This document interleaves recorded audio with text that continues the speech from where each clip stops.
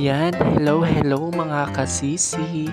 Nandito tayo ngayon sa palengke ng bayan ng Candelaria.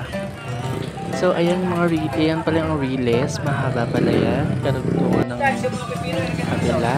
Tapos, ito na nasa palengke na ako. Makikita ko mga masasarap na prutas, gulay. Ayan, nilalakaran ko is medyo wala na siyang tao kasi nga is pasara na yung iba. Alanganing oras na din akong pumunta dyan. Pero pag Sunday and Saturday mga ganun is nakapunta ako, sobrang siksikan. Ang kagandahan sa palengke ng Candelaria is malinis.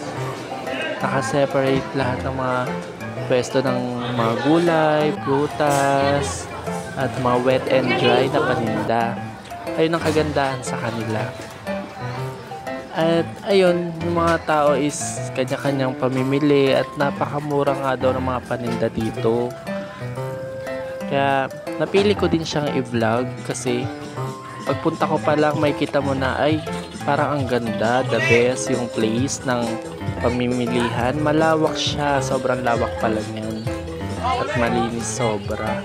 Ayun lahat na sabay sa aking vlog. Paki-follow na lang po ako.